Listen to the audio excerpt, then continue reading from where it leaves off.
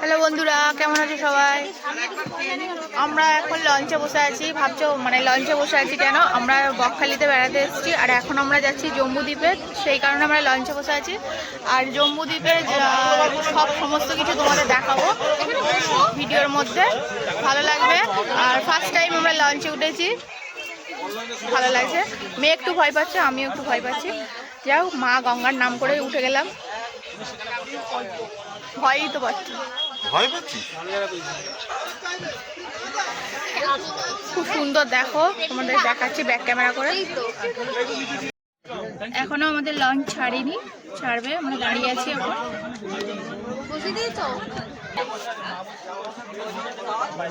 লঞ্চে সবাই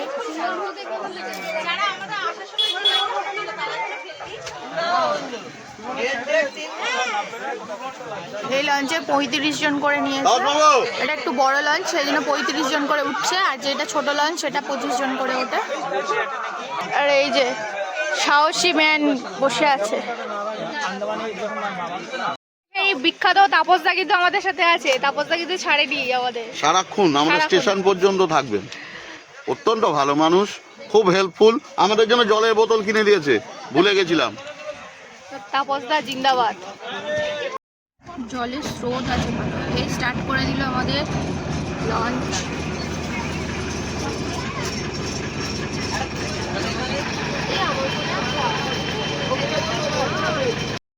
তো চলো, আমাদের সাথে থাকো, আমাদের সাথে তোমরাও চলো জম্বুদ্বীপে।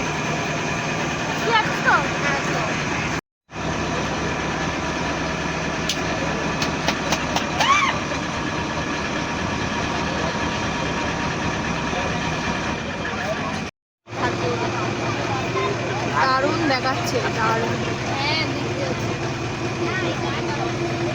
বন্ধুরা, তোমাদেরও কেমন লাগছে অবশ্যই কিন্তু কমেন্ট করো।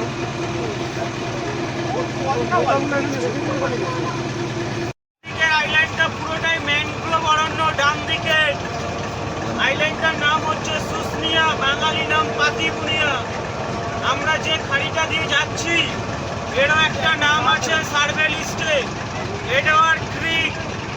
ক্রিক কথার অর্থ হচ্ছে খাড়ি, এডওয়ার্ড হচ্ছে এক ব্রিটিশের নাম। যেরকম ফ্রেজারগঞ্জ নাম শুনেছেন, ফ্রেজার সাহেব ছিল বলে ফ্রেজারগঞ্জ। হেনরি আইল্যান্ড নাম শুনেছেন, হেনরি সাহেব ছিল বলে হেনরি আইল্যান্ড। সেরকম এই খাড়ির ওপাশে এডওয়ার্ড সাহেবের বাংলো ছিল, ওটা সমুদ্রের জলের তলায় চলে গেছে, তাই ওনার নামে নাম হয়েছে এডওয়ার্ড ক্রিক। নাম হয়েছে এই কারণে, ব্রিটিশরা তো 200 বছর রাজত্ব করেছে, কিছু কিছু জায়গার নাম ওনাদের নামেই হয়ে আছে। যেরকম আমাদের ফ্রেজারগঞ্জ গ্রাম পঞ্চায়েত, বুঝতে পারলেন, ব্রিটিশদের নামে হয়ে আছে সব। জম্বুদ্বীপের কাছাকাছি আমরা চলে এসেছি বন্ধুরা। আর এখানে কিন্তু নামাবে না, এখান থেকেই বলে দেবে কি ব্যাপারটা, আর তোমাদেরকে আমি শোনাবো।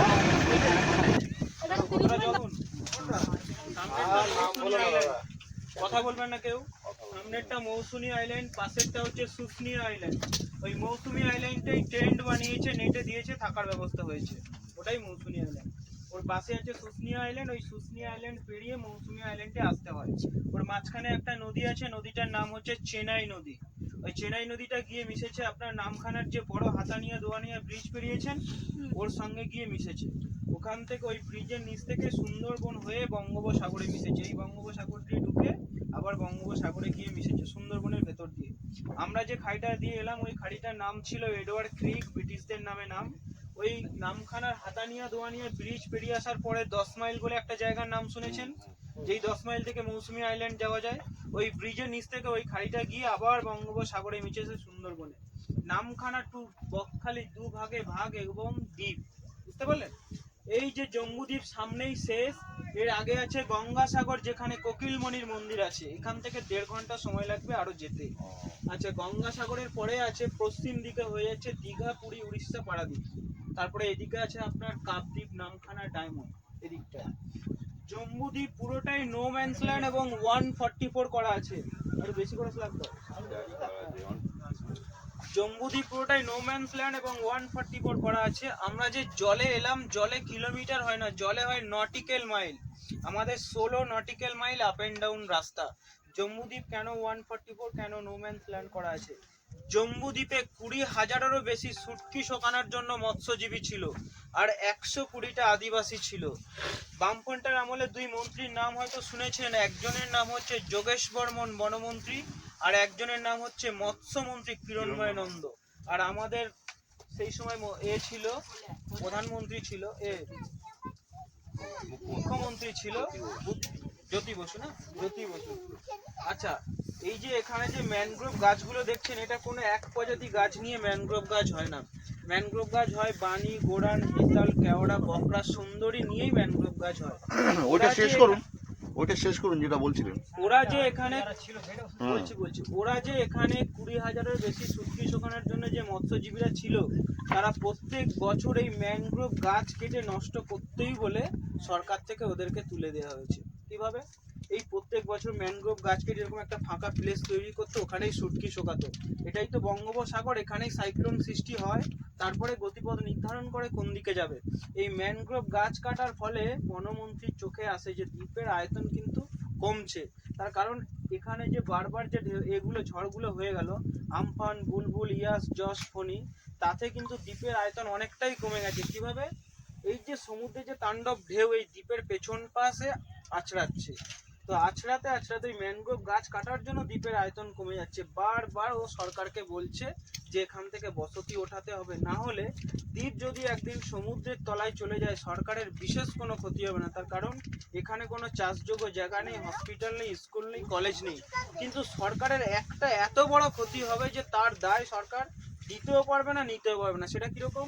আমাদের পাশে যে দ্বীপগুলো আছে, এই মৌসুমী, পাতিবনিয়া, ফেজারগঞ্জ, শুশুনিয়া, গঙ্গাসাগর, এখানে বিপুল পরিমাণে বসতি আছে। এই দ্বীপটা যদি জলের তলায় চলে যায়, সমুদ্রের তাণ্ডব ঢেউগুলো গিয়ে ডাইরেক্ট ওখানে অ্যাকশন মারবে, তাহলে বিশাল বড় সরকারের একটা ক্ষতি হবে।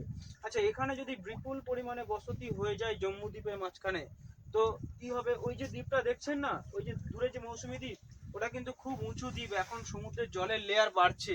এখানে যদি বসতি হয়ে যায়, কোনো একটা সাইক্লোনের কারণে যদি জলে ডুবে যায়, সরকার প্রশাসন এদেরকে রেস্কিউ দিতে পারবে না।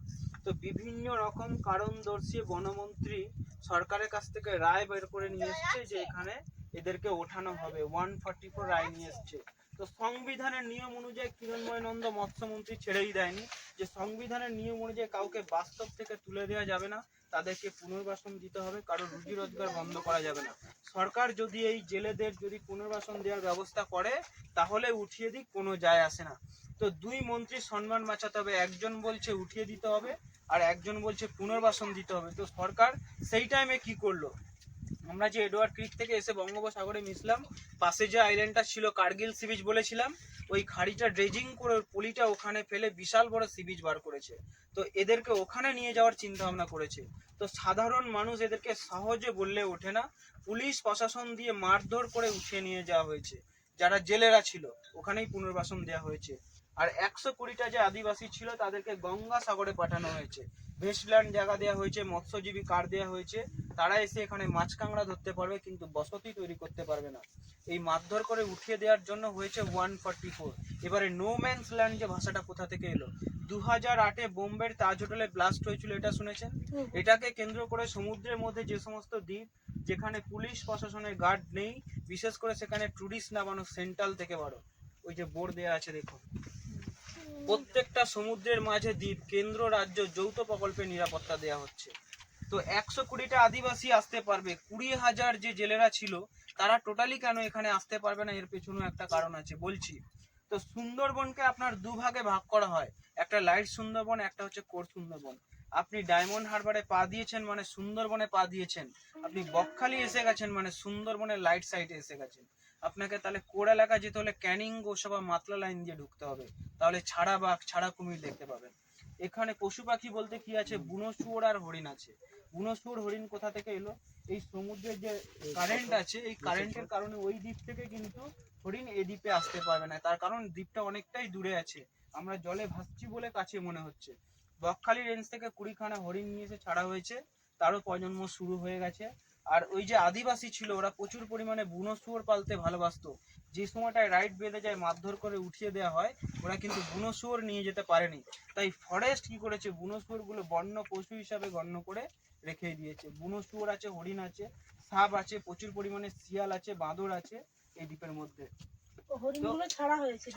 এই দ্বীপটাকে ফরেস্ট প্ল্যান্টেশন করে গাছপালা লাগিয়ে দ্বীপটাকে বড় করছে। আমরা যেখানে অ্যাঙ্কার করে দাঁড়িয়ে আছি, লো টাইটের যদি লাস্ট টাইম হয় তাহলে আমাদের বোটটা কিন্তু দ্বীপের উপরেই বসে যাবে, বুঝতে পারলেন? এটাও সাদা মতো দেখা যাচ্ছে, এটা এখান পর্যন্ত পাড় আছে।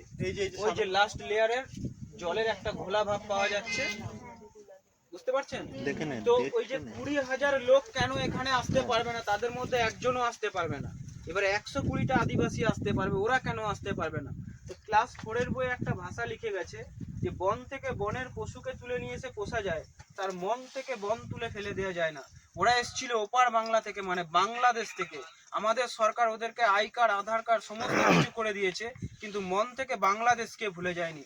এখান থেকে সুটকি নিয়ে বাংলাদেশে পাচার করতো, বাংলাদেশ থেকে বিদেশি মাল নিয়ে এসে আমাদের কাপদ্বীপ মিনিসরে স্মাগলিং হতো। স্মাগলিংয়েরও একটা স্বর্গরাজ্যও গড়ে উঠেছিল। তাই সরকার ওদেরকে নিয়ে গিয়ে ফেজারগঞ্জ কোস্টাল থানার পাশেই ফেলেছে। আমাদের স্যাটেলাইট টেকনোলজি এত ফাস্ট, যদি বর্ডার ক্রস করে কেউ চলে আসে ধরা পড়ে যাবে। তো এখানে বিশেষ কিছু না থাকলেও একটা ভালো জিনিস আছে, কি বলতে পারবেন? কেউ বলতে পারবেন? বাংলাদেশ 24 ঘন্টা দূরে। এখানে আছে পিওর অক্সিজেন, পলিউশন নেই। আমরা 20 মিনিট দাঁড়াবো, আপনারা অক্সিজেন নেন, তার মধ্যে কেউ ছবি তুলুন, আর কেউ চাপ নেবেন না। বোটের মধ্যে বাথরুম আছে। আমি শেষ করলাম, কিছু জানার থাকলে বলুন। এখন দাঁড়িয়ে আছি, এবার নেমে যাব। ভিডিওটা তোমাদের কেমন লাগলো? তোমরা নিশ্চয়ই অনেক কিছু ইনফরমেশন পেয়েছো, যেটা আমরাও পেয়েছি। ভালো লাগলে অবশ্যই লাইক, কমেন্ট, শেয়ার করে দিও। টাটা।